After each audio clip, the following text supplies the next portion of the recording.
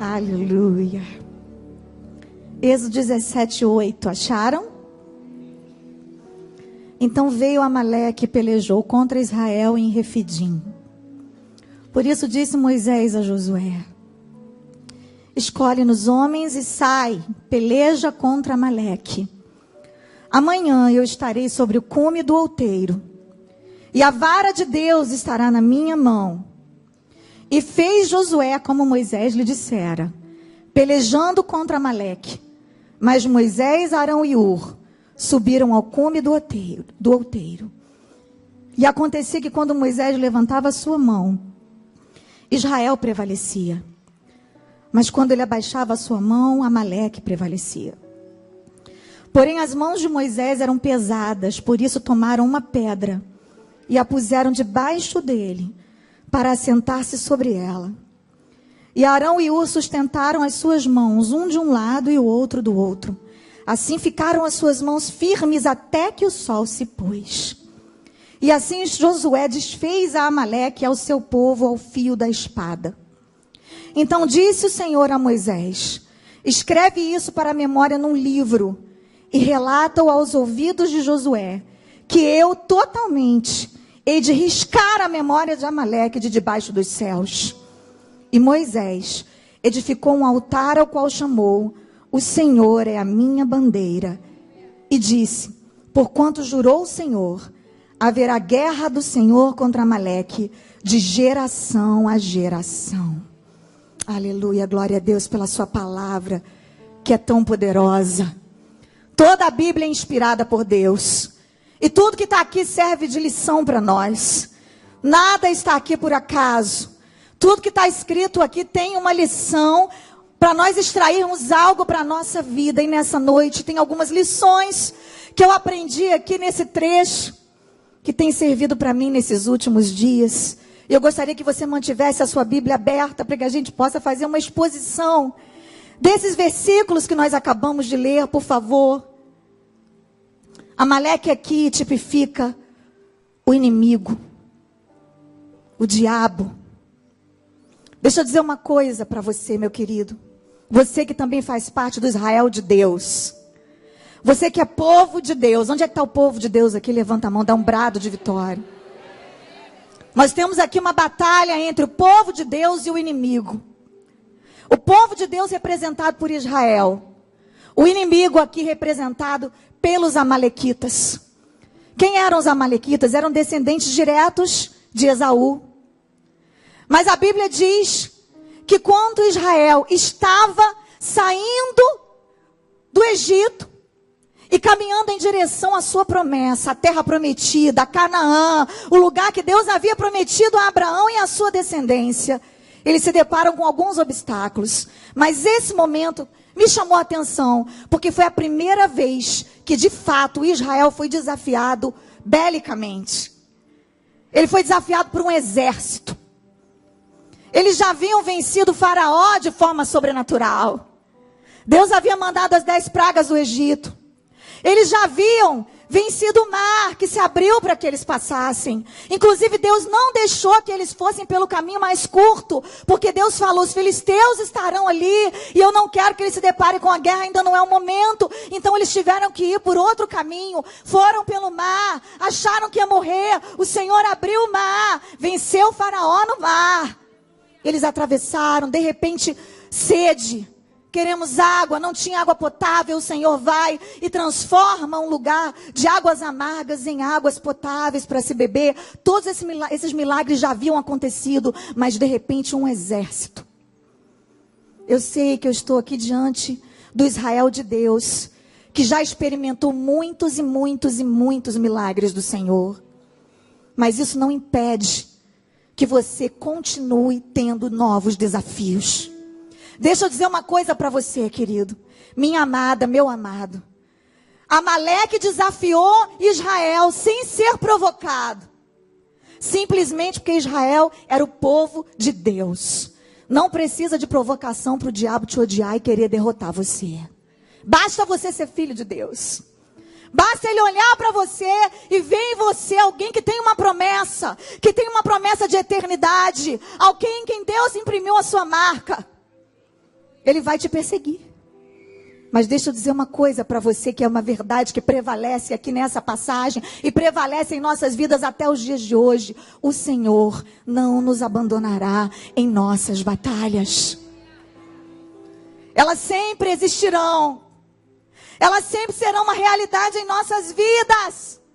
Assim como os amalequitas desafiaram Israel, o diabo vai continuar te desafiando. Mas eu quero te dizer, não desista, não se intimide, não tenha medo. O Senhor é contigo, Ele vai te fazer vencer mais essa. Eu lembro de uma vez em que eu estava numa igreja, lá na comunidade da Zona Sul. E foi muito especial, porque naquele dia, já faz mais ou menos uns 10 anos isso, Serginho. Mais de 10 anos, meu marido nem era pastor. E nós estávamos ali, desanimados, angustiados, debaixo de uma prova, de uma luta. E naquele dia eu havia falado em meu coração para o Senhor: Deus, eu preciso te ouvir hoje. E de repente o meu marido falou também: ô Senhor, fala comigo hoje, porque está difícil, a batalha está muito grande.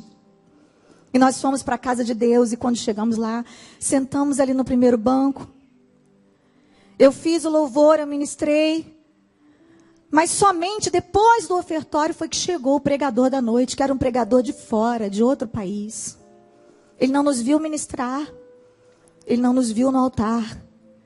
E ele foi profundamente usado por Deus. Eu ainda lembro a passagem lá em Atos, quando ele disse: arrependei-vos e convertei-vos para que venham os tempos de refrigério, através da presença do Espírito Santo. E começou a pregar uma mensagem maravilhosa. E aquele homem era um ex-traficante de drogas. O meu marido já começou a se identificar com ele ali, porque Deus também o havia liberto das drogas. E ele ouviu aquela palavra, e no final de tudo, quando ele estava chamando as pessoas para o altar, ele olhou para nós e falou: Deus me mandou aqui para falar com esse casal. E nos chamou no púlpito.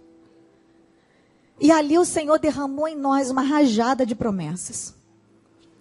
Irmãos, a gente saiu dali tão cheio de alegria, tão cheio de vitória, tão cheio de esperança. Porque é bom ouvir promessa. Você não gosta de ouvir promessa?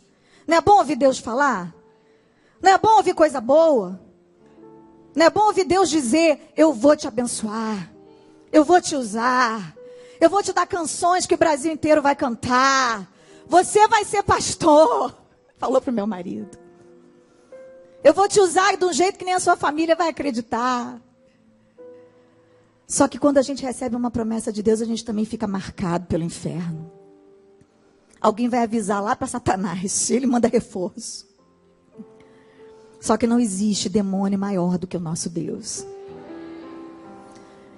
E na semana seguinte, que nós recebemos toda essa palavra maravilhosa, o meu marido saiu de casa e foi para um sítio pequenininho que nós tínhamos lá no interior do Rio de Janeiro. Nesse dia eu iria com ele, com as crianças, mas eu não fui. Eu desisti na última hora. Ele ficou muito chateado comigo, fez aquele bico de marido, que frustrado, que você não fez o que combinou comigo. Mas me deu um negócio, eu falei: eu não quero ir, eu vou ficar cansada, eu vou ministrar à noite. E voltei a dormir. Quando eu voltei a dormir, eu tive uma visão, na qual um homem ao pé da minha cama ria de mim e zombava de mim.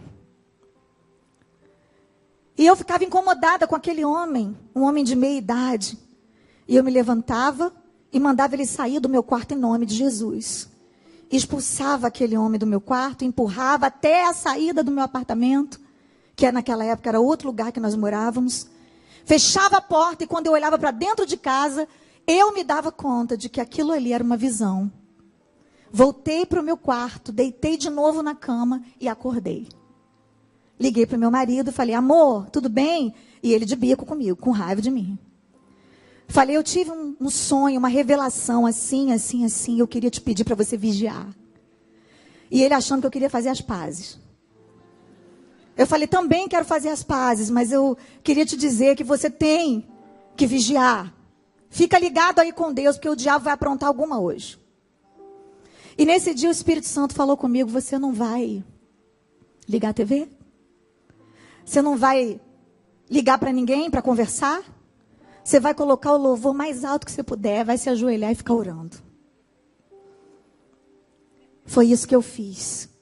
Eu fiquei de joelhos adorando ao Senhor em casa. E de repente, eu recebo um telefonema. Era o meu cunhado, que era coronel da PM, já estava lá ao lado do meu marido.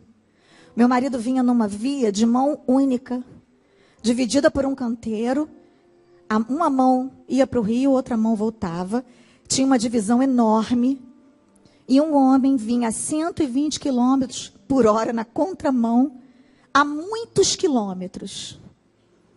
E o meu marido vinha dirigindo. Ele estava numa Pajero. Qual era o carro que ele estava, Serginho? Era uma caminhonete. Não era Pajero, não. Qual é o nome daquela outra? Toyota. Toda de ferro. O carro do meu marido teve perda total. Bateu de frente com esse homem. Infelizmente, o homem morreu na hora. Ele estava completamente errado, o outro homem, vindo numa via de mão única, na contramão, e um motoqueiro do lado de lá gritando para ele que era a contramão. Ele não deu a mínima atenção. Infelizmente, aquela vida foi ceifada. Um homem de meia idade, que provavelmente estava tirando a própria vida, eu não sei o que era. Eu sei que Deus poupou meu marido. Deus poupou meu marido.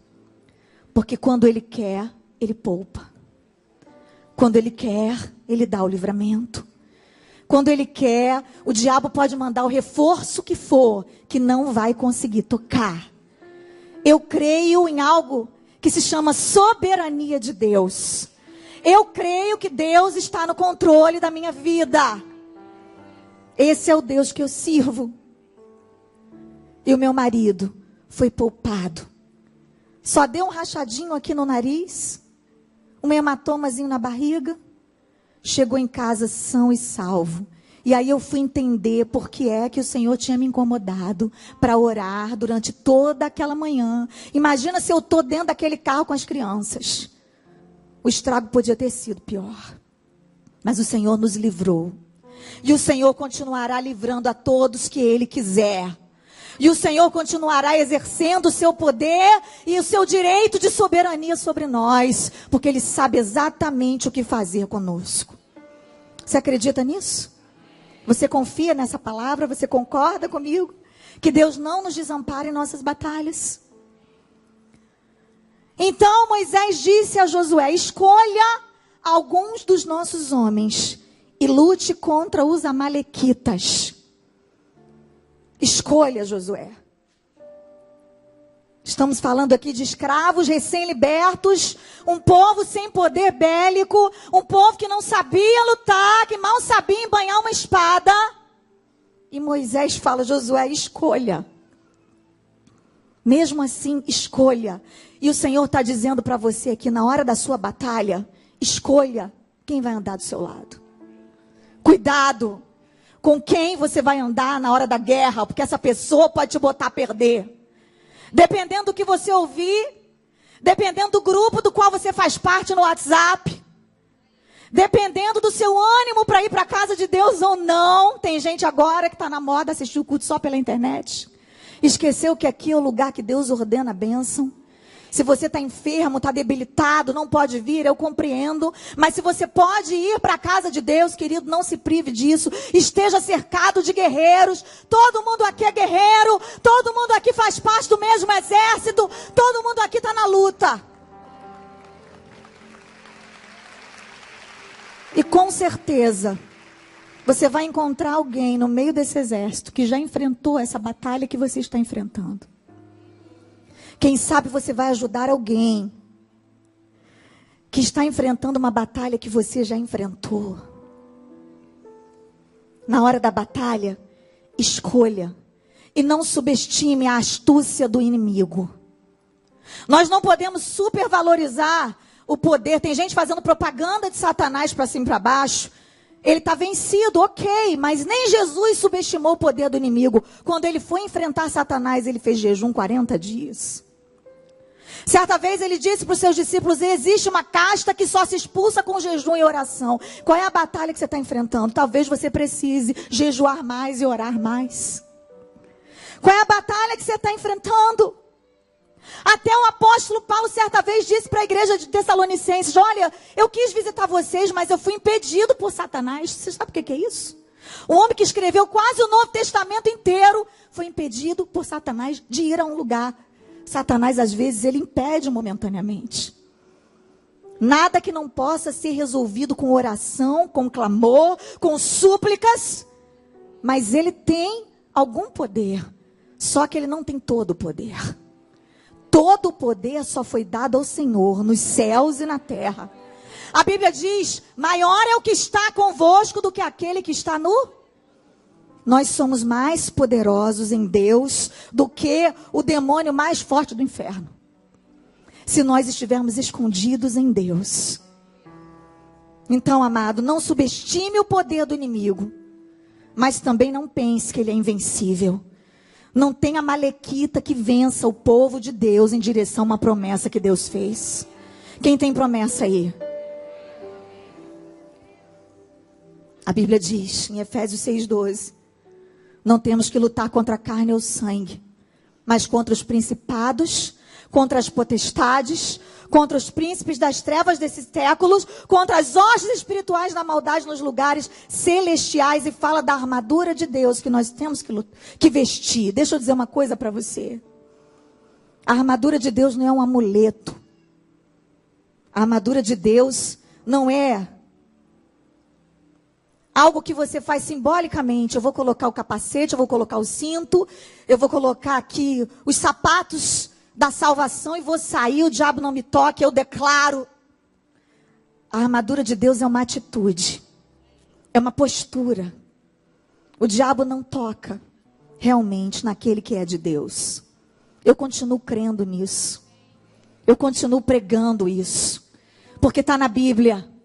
E tudo que está na Bíblia é verdade. Tudo que está na Bíblia é real. Tudo que está na Bíblia vale para mim. Eu não vou parar de dizer a verdade. Posicione-se como guerreiro. Onde estão os guerreiros desse exército aqui? Quem é que está enfrentando alguma luta aí? Você já venceu em nome de Jesus. Só que a Bíblia diz que Josué foi para a batalha lutar. Mas Moisés, Arão e Hur subiram ao alto da colina. Está no verso 10. Moisés foi para o monte. Lugar privilegiado. Lugar de visão aguçada. Tem batalha que é no monte, tem batalha que é no vale. Davi venceu Golias no vale, mas Moisés venceu os amalequitas no monte. Tem gente querendo lutar no vale quando Deus está mandando ele ir para o monte. Tem gente que já passou o tempo do vale, mas ele não quer ir para o monte. Ele quer continuar no vale. Existem estratégias diferentes de Deus para diferentes tipos de batalha. Qual é a batalha que você está enfrentando? Pergunte a Deus qual é a estratégia que Ele te dá. O Senhor tem uma armadura preparada para você, que só cabe em você. Davi vestiu a armadura de Saul e ficou grande, ficou esquisito, ficou pesado. E ele disse: não é assim que eu vou vencer.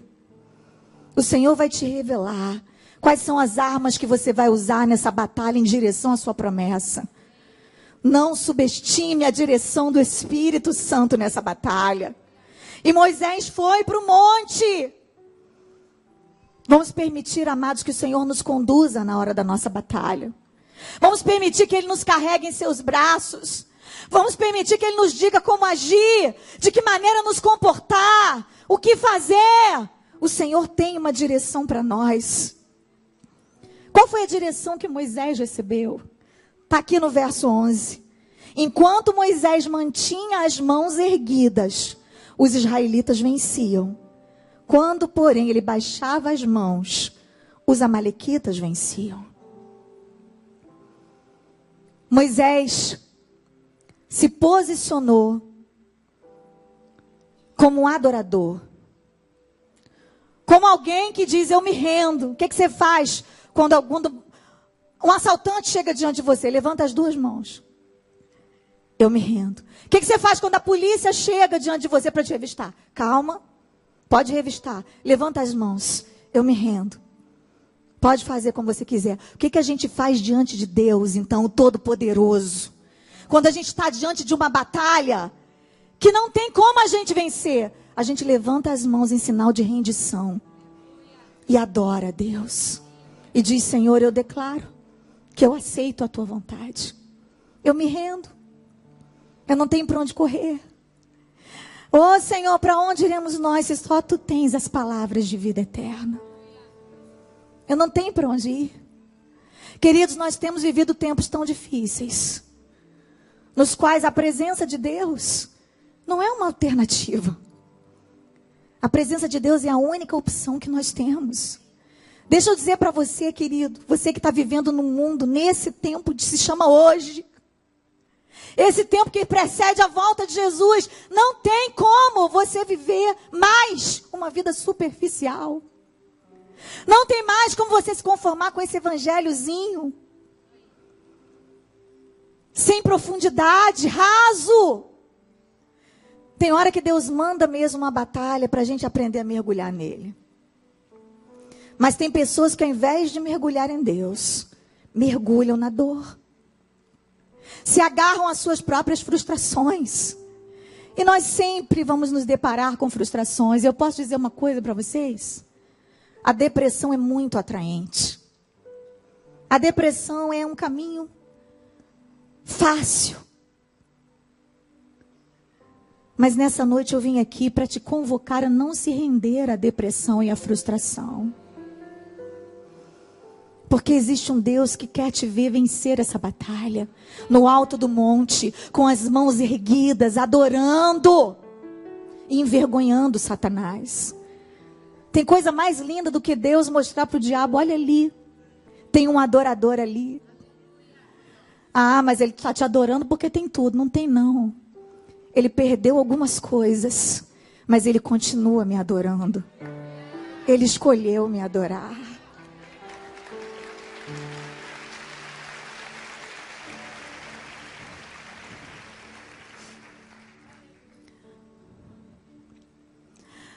Adorar é o que sei, adorar é o que sou.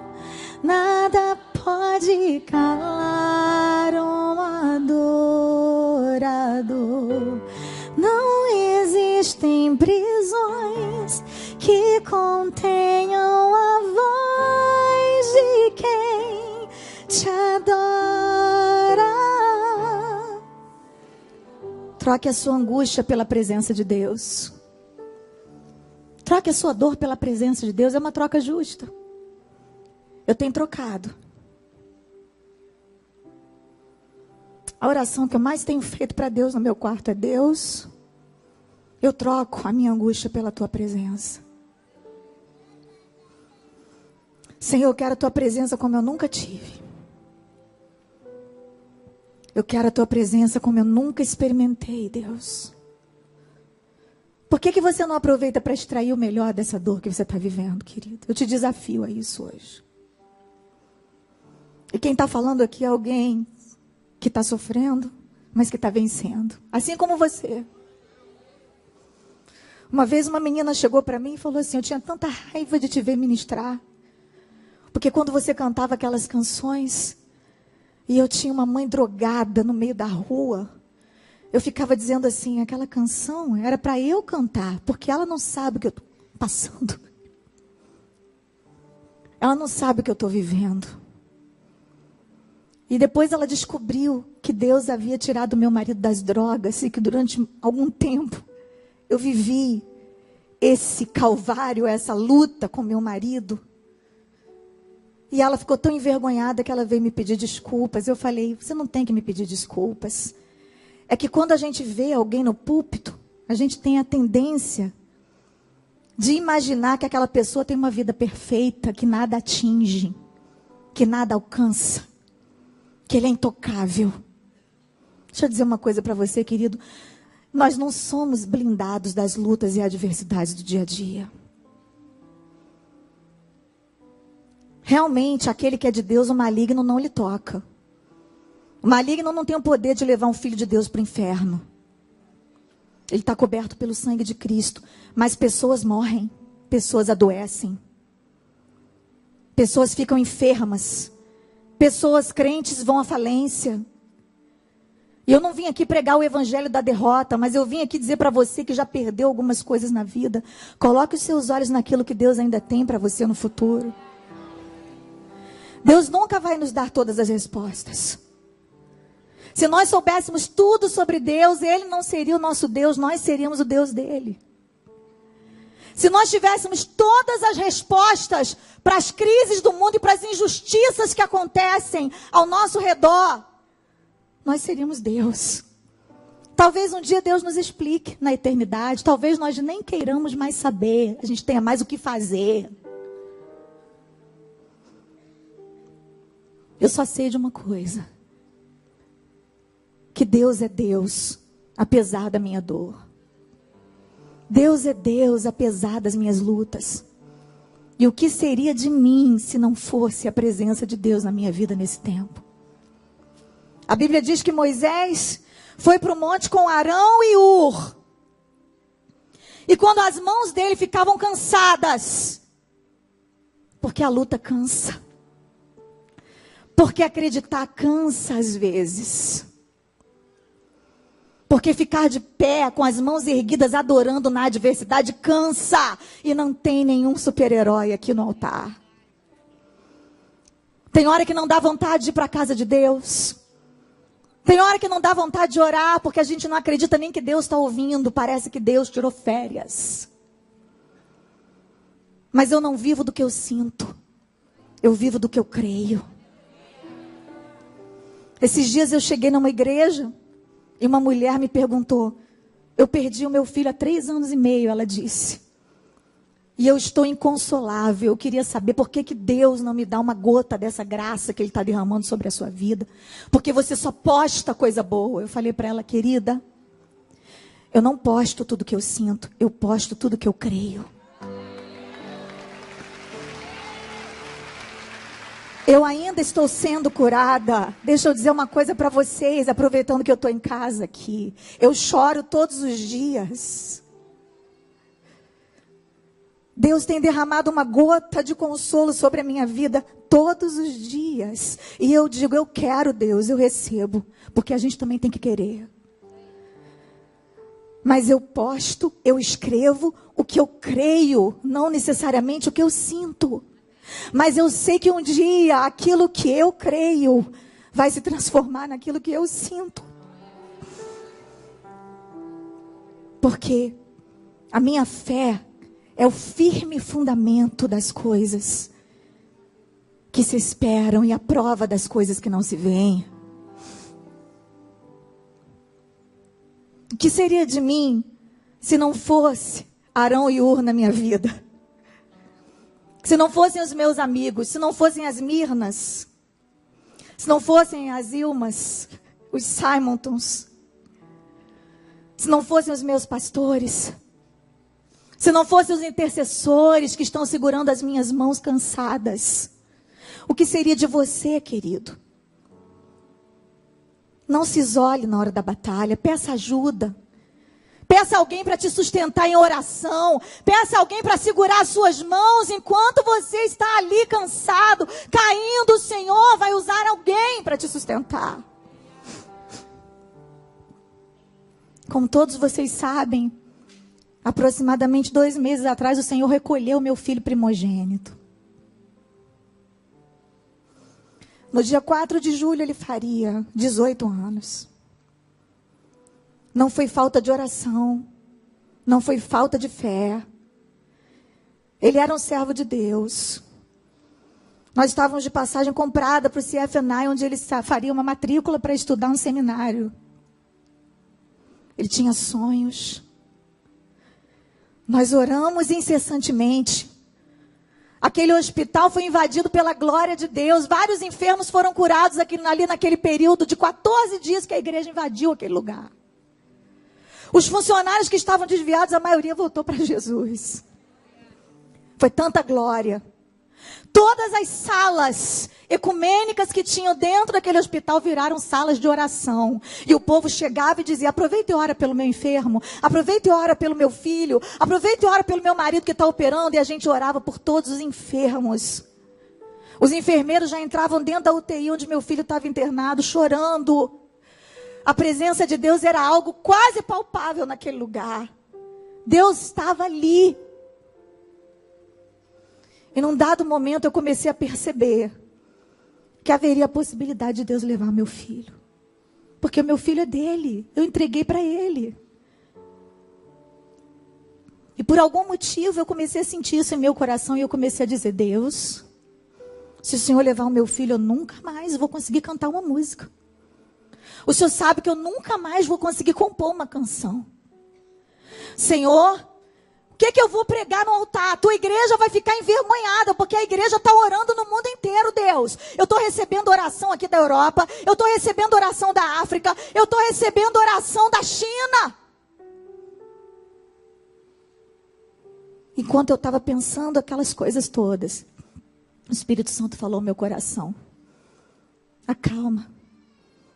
Se ele vier para mim, se ele voltar para você, o milagre é ele. Se ele vier para mim, o milagre é você.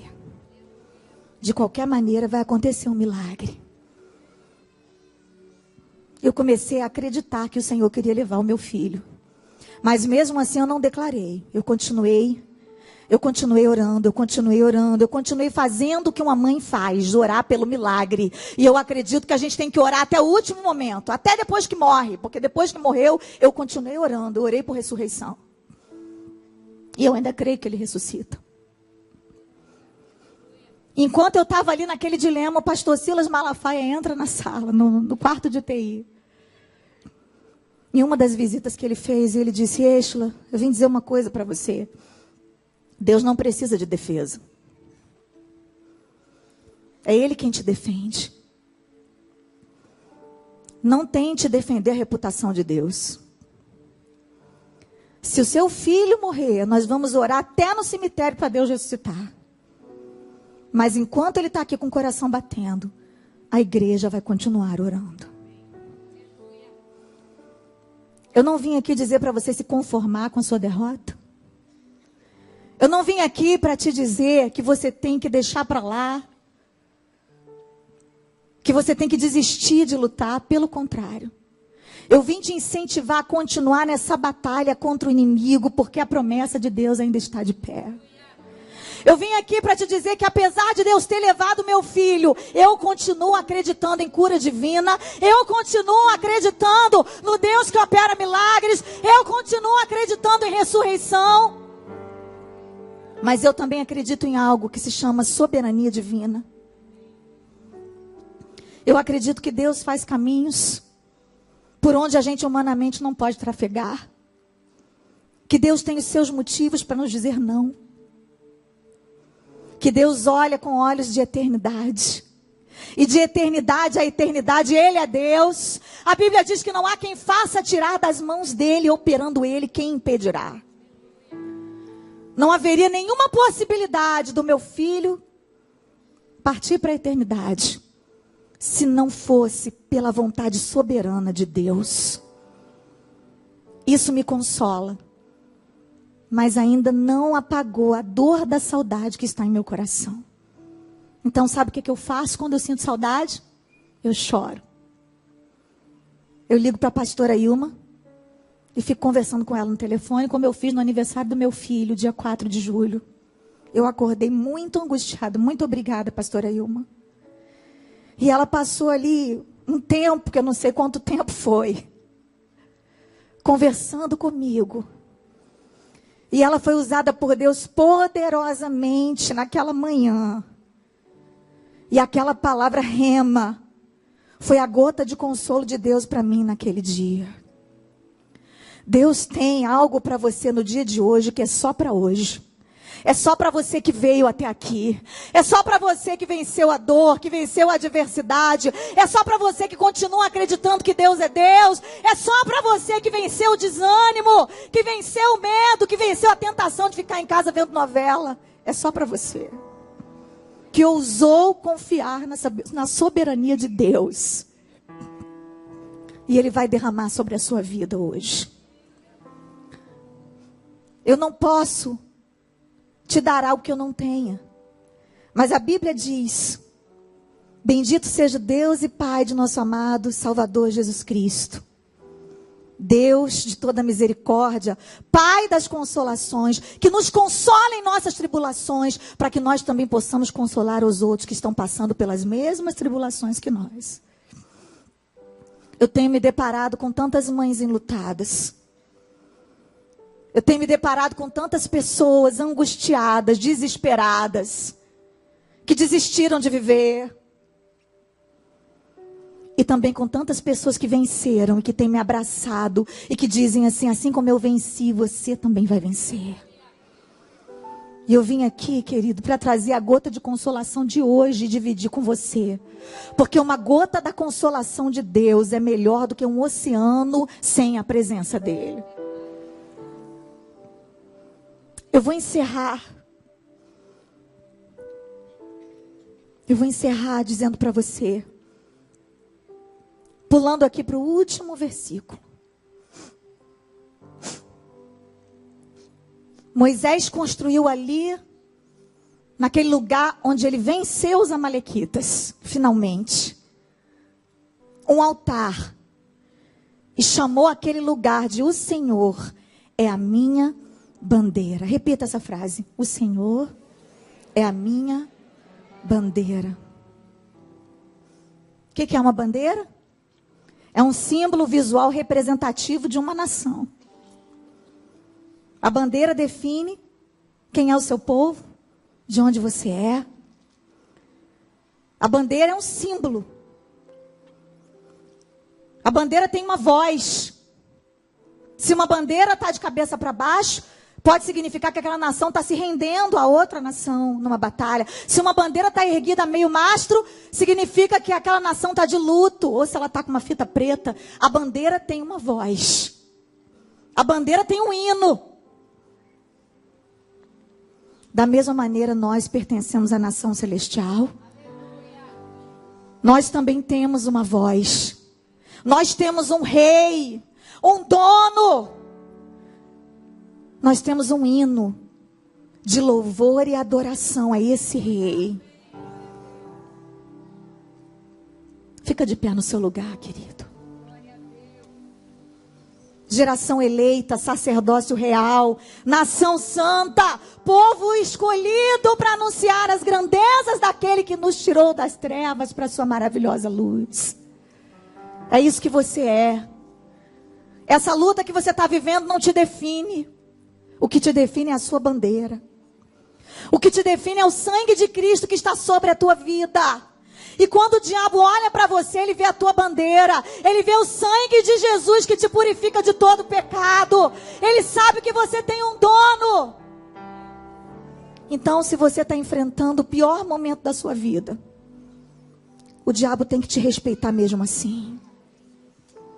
Ele não pode passar por cima de você igual um trator.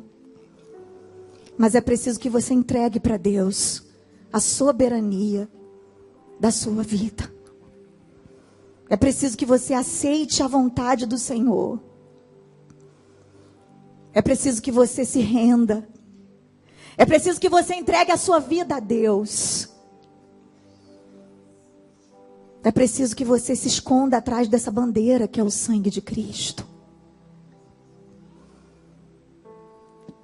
E assim, o inferno vai saber quem você é. E eu não estou dizendo que você não vai passar por adversidades e lutas. Enquanto estivermos aqui, teremos tribulações. Que diremos, pois, acerca dessas coisas? Se Deus é por nós, quem será contra nós? Aquele que nem mesmo ao seu próprio filho poupou, antes o entregou por nós, como não nos dará também com ele todas as demais coisas? Quem tentará acusação contra os eleitos de Deus? É Deus quem os justifica. Quem os condenará? Foi Cristo quem morreu, antes quem ressuscitou dentre os mortos, está à destra de Deus e intercede por nós. Quem nos separará do amor de Deus? Será a tribulação, a angústia, a perseguição, a fome, a nudez, o perigo, a espada? Pois como está escrito, fomos entregues à morte todos os dias. Querido, você não sabe do dia de amanhã. Cemitério não é lugar só de gente velha. Todos os dias qualquer um pode morrer. Você está preparado para encontrar com Deus? Fomos reputados como ovelhas para o matadouro. Mas a Bíblia diz que em todas essas coisas nós somos mais do que vencedores por meio daquele que nos amou. Porque eu estou certo de que nem a morte, nem a vida, nem os anjos, nem os principados, nem as potestades, nem o presente, nem o porvir, nem a altura, nem a profundidade, nem qualquer outra criatura poderá me separar do amor de Deus que está em Cristo Jesus. Você está sofrendo? Não deixe esse sofrimento te separar do amor de Deus. A única coisa que pode te separar do amor de Deus é o pecado. Não é que Deus para de te amar. É que você se separa dele por vergonha. O amor dele permanece intacto. A questão é que você se exclui desse relacionamento de intimidade com ele. Porque o que faz separação entre nós e o nosso Deus é o pecado contínuo. Mas quando nós nos arrependemos, um novo e vivo caminho estabelecido. E a partir desse momento, nada pode nos separar do amor de Deus. Nessa noite existe um caminho preparado para você que quer correr até o coração de Deus. Você que quer experimentar essa força. Êxola, de onde vem a tua força? Vem do Senhor.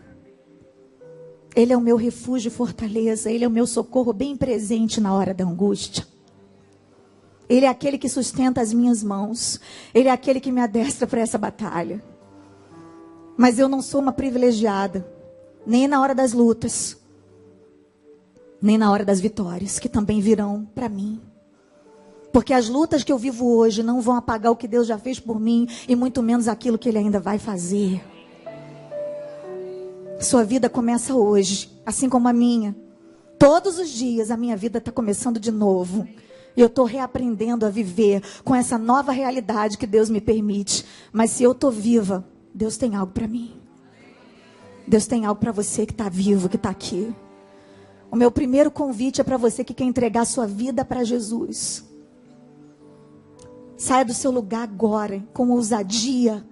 Você que quer se reconciliar com Deus. Ou você que quer entregar o seu coração para Jesus nessa noite e aceitá-lo como seu único e suficiente Salvador. E eu quero declarar que nada nem ninguém pode te prender aí no seu lugar. Pode vir. Pode vir. Eu estou esperando você vir. Não consigo ir além do teu olhar.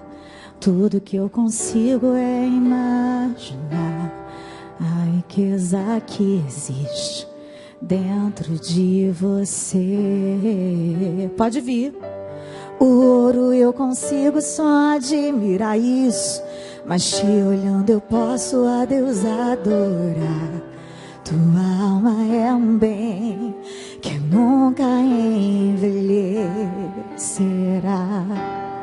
O pecado não consegue esconder a marca de Jesus que existe em você. O que você fez ou deixou de fazer não mudou o início. Deus escolheu você. Sua raridade não está naquilo que você possui, o que sabe fazer. Isso é mistério de Deus com você. Você é um espelho que reflete a imagem do Senhor. Não chore se o mundo ainda não notou. Já é o bastante Deus reconhecer o seu valor.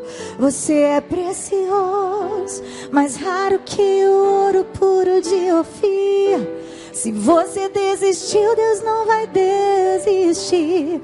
Ele está aqui para te levantar. Se o mundo te fizer cair.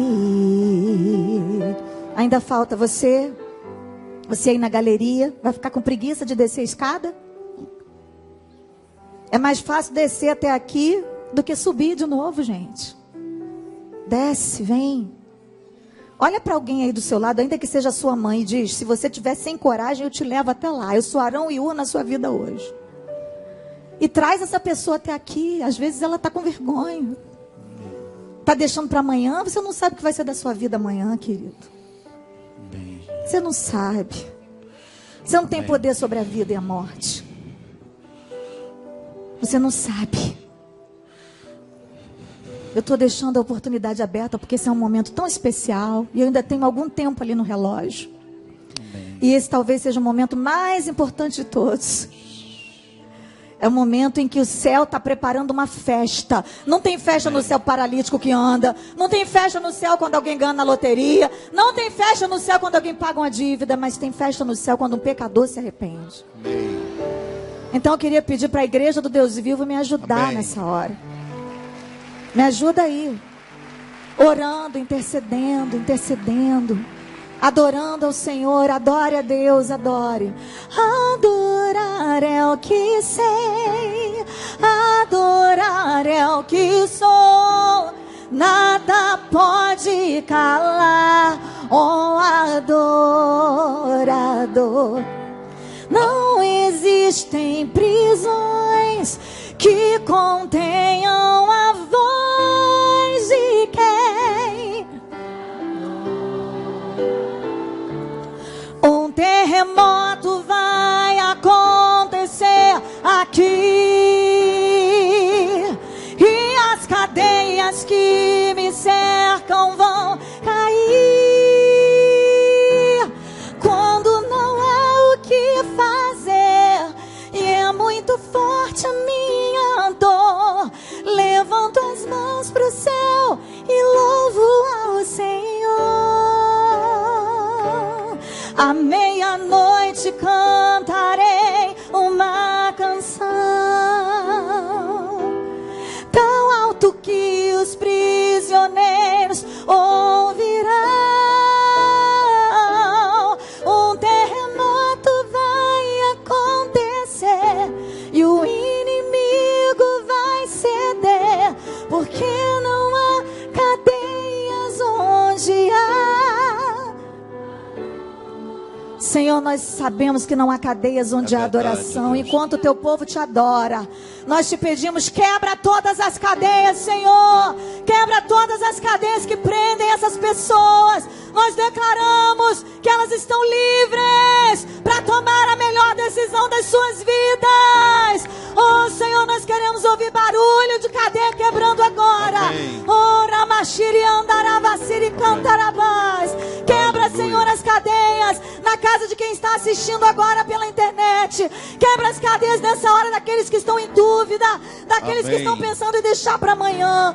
Oh, Deus, vai libertando. Senhor, vai quebrando. Senhor, vai desfazendo as amarras do diabo, porque Tu és o Todo-Poderoso, porque não há outro Deus como Tu, porque não há ninguém que Te possa resistir, Senhor. Amém. Nós queremos ver um exército aqui, Senhor, se rendendo aos Teus pés. Amém.